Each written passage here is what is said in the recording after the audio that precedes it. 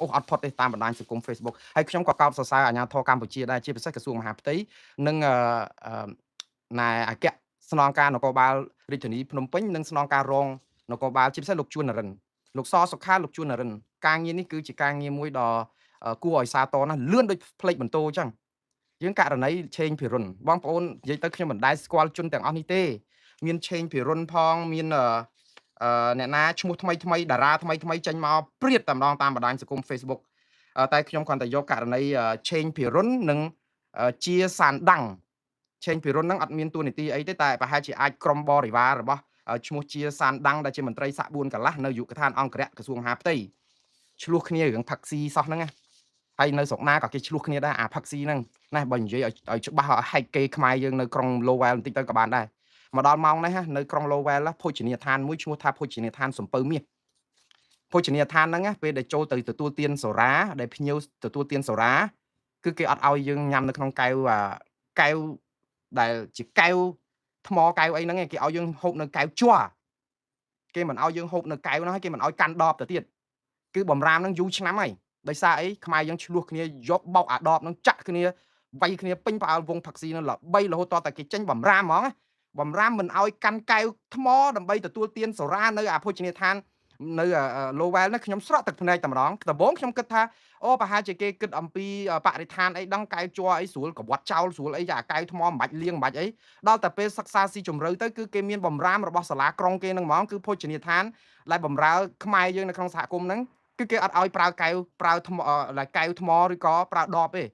ប្រើជ័រចាក់ហើយអត់ឲ្យយកកាន់ដបទៀតព្រោះខ្លាចបោកចាក់គ្នាព្រោះធ្លាប់ចាក់គ្នាតាំងពីយូរអើយមកហើយអត់ព្រមដកបំរាមនឹងចេញយើងធ្វើឲ្យគេបាក់ស្បាតប៉ុន្តែរឿងនេះមិនមែនតែសហគមន៍ខ្មែរទេសហគមន៍ណាក៏ចាក់គ្នាកាប់គ្នាអញ្ចឹងដែរបងប្អូនព្រោះអីអាការផឹកស៊ីអំពើអបាយមុខស្អីស្អីហ្នឹងគឺវាឆ្លោះគ្នារឿងជួនកាលថ្ងៃណានោះខ្ញុំទៅចូលរួមបន់ចូលឆ្នាំនៅសហគមន៍ខ្មែរនៅក្រុង Lowell ហ្នឹងអាភោជនីយដ្ឋានសំពៅមាសហ្នឹងពងអង្គុយរំវងអង្គុយស្ដាប់មើលភ្លេងគេរំវងចូលឆ្នាំខ្មែរណាមិនទាន់ស្រួលហ្មងវាយគ្នាប្រាវហើយមិនមែនប្រុសទេស្រីវាយគ្នាទៅដើមសង្សារទៅដើមអីរត់ចែកជើងគ្នាខ្ញុំនោះលឿនណាស់រឿងរត់ហ្នឹងព្រោះអត់សូវនៅទេចូលទៅសបាយសោះស្រាប់តែចេញមកបោកចានបោកអីវាអត់មានកែវបោកបានទៀតទេព្រោះអីអាកែវផឹកស្រានិងដបស្រាហ្នឹងគឺគេមិនអោយប្រើទេប៉ុន្តែយ៉ាងណានៅតែធាក់គ្នាបោកសក់គ្នាបានដែរតែយ៉ាងណាខ្ញុំចង់និយាយថារឿងអាកាប់ចាក់រឿងផឹកស្រារឿងឆ្លោះគ្នានេះវាជារឿងធម្មតានៅគ្រប់សង្គមទាំងអស់ប៉ុន្តែរឿងនៅសង្គមខ្មែរគួរឲ្យចាប់អារម្មណ៍ម្នាក់នេះឈ្មោះឆេងភិរុននេះណាពេលដែលឆ្លោះគ្នាជំទំទំនាស់ដំបងជាមួយនឹងសាក់4កន្លះឈ្មោះជាសានដាំងនេះទេដល់មកនិយាយទៅវាដូចថាបើរឿងហ្នឹងគឺមើលមុខគ្នាអូយមុខអស់លោកហ្នឹងសិតតែអស់ចាណាស់សិតមើលមុខគ្នាមិនបានទ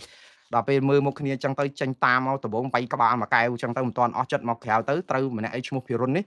ពេលដែលលោកសាន់ដាំងនេះកំពុងតែនិយាយជាមួយនឹងជនរងគ្រោះអង្គុយលើកៅអីសាឡុងនេះស្រាប់តែដាក់ក្បាលមកដបស្រាទេឥឡូវស្រាំលលាក្បាលហើយបើសិនជាក្លាហានចឹងរត់ទៅអីនោះគាត់រត់ទៅដល់វៀតណាមហើយតើបានលោកសសុខានឹងទុកពេលឲ្យ48ម៉ោងសហការជាមួយប៉ូលីសវៀតណាមឲ្យបញ្ជូនខ្លួនម្នាក់ឈ្មោះភិរុនហ្នឹងមកទទួលទោសវិញមកវាយខ្នោះពីអាជ្ញាធរវៀតណាមមកបញ្ចូលមកចាប់បានទាំងអស់គ្នាទាំងលោក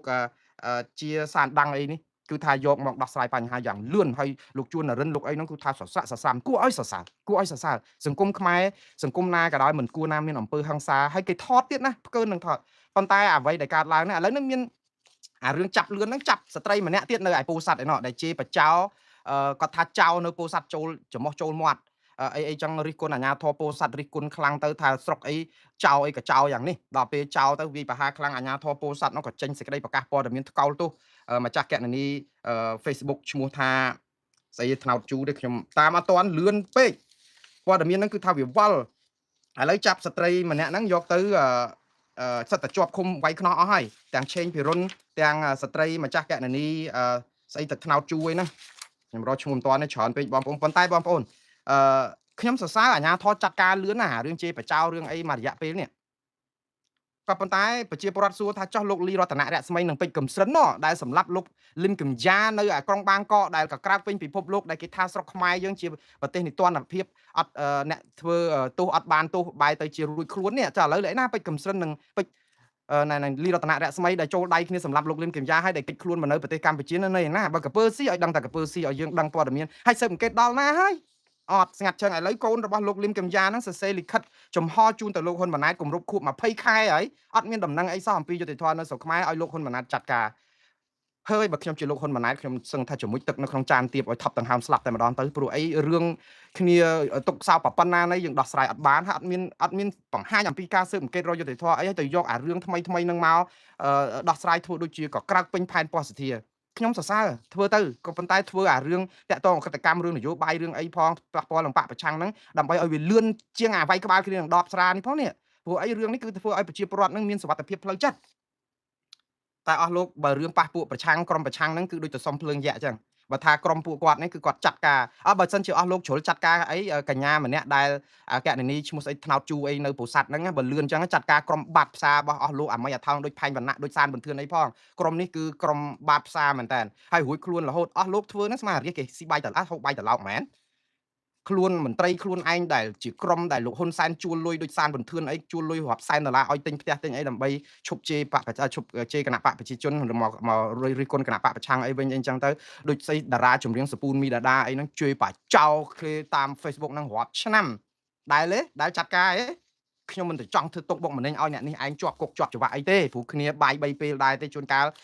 សតិបញ្ញាហ្នឹងដោយសារតែលុះក្រោមអាណាកតិហ្នឹងចេះតែប្រឹងព្រុសអីចឹងទៅប៉ុន្តែខ្ញុំគិតថាបើអស់លោកធ្វើអញ្ចឹងរួចទៅអត់ចាត់ការអ្នកទាំងអស់នេះហើយទៅចាប់គ្នាផលិតមាតិកាមាតិអីបានប្រយោជន៍អីហ្នឹងបានប្រយោជន៍អីលោកធ្វើចោះអញ្ចឹងបានប្រយោជន៍អីធ្វើឲ្យស្មើគ្នាទៅច្បាប់ក្រែងអនុវត្តទាំងស្ដេចទាំងរាជទាំងមន្ត្រីទាំងនាយករដ្ឋមន្ត្រីអីក្រែងគ្មាននរណានៅលើច្បាប់ទេប៉ុន្តែអស់លោកធ្វើឲ្យតែគេឃើញថាគ្នារបស់អស់លោកហ្នឹងរួចខ្លួនតែរហូតហ្នឹងចាត់ការទៅ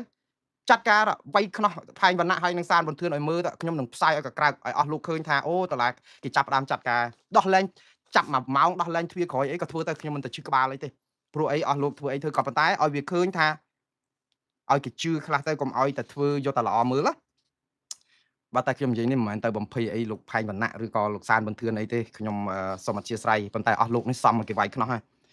តាក់ទងនឹងរឿងប៉ុន្តែសំទោសនិយាយរឿងវាយខ្នោះហ្នឹងក៏ខ្ញុំនិយាយក៏វាលើសដែរតាមពិតគ្មានច្បាប់ណាទៅវាយខ្នោះអ្នកដែលរិះគន់ជាសាធារណៈបរិហាគេអីទេព្រោះអាហ្នឹងវាជាបទល្មើសរដ្ឋប្រវេណីទេក៏ប៉ុន្តែអស់លោកបើមន្ត្រីបកប្រឆាំងដូចលោកគៀវិសាលអីជេរគ្នាជាមួយនឹងលោកម៉ៃហុងស្រៀងដែលរត់ចោះចូលទៅគណៈបកប្រជាជនកម្ពុជាបបួលលោកគៀវិសាលអត់ចូលគេជេរគ្នាចាប់លោកគៀវិសាលដាក់គុក2ឆ្នាំអត់មានតាក់ទងនឹងជាប់គុកទេបើសងរដ្ឋប្រវេណីអីសងឥឡូវជាប់គុកហើយត្រូវសងលោកម៉ៃហុងស្រៀង20លានរៀលទៀតទៅបានស្អីហ្នឹងទៅលោកគៀវិសាលគាត់មានស្អីរត់តែផ្ទះនៅអត់បានផងហ្នឹងឥឡូវបន្តទៅទៀតបងប្អូនខ្ញុំនៅតែលើកទឹកចិត្តឲ្យលោកហ៊ុនម៉ាណែតបើក្លាហានចេញមកលោកលីរតនៈរស្មីនឹងពេជ្រកំសិនហ្នឹងស៊ើបអង្កេតដល់ណាបើចាប់មិនបានក៏ឲ្យចោះតែស៊ើបអង្កេតដល់ណាហើយ20ខែអីហ្នឹងអីក៏យូរម្ល៉េះយុត្តិធម៌លោកកើតរិទ្ធហ្នឹងក៏អញ្ចឹងដែរជារដ្ឋមន្ត្រីក្រសួងពាត់យុត្តិធម៌ហ្នឹងយុត្តិធម៌លោកបានប្រកាន់ចំហថាយុត្តិធម៌បើយូរពេលពេកវាគ្មានយុត្តិធម៌ទេឥឡូវលោកធ្វើអីទៀតបើខ្ញុំជាលោកកើតរិទ្ធខ្ញុំចុះចេញពីតំណែងបាត់ហើយព្រោះលោកអាចបានធ្វើអីតាក់ទងលោកលឹងកំយ៉ានិងលោក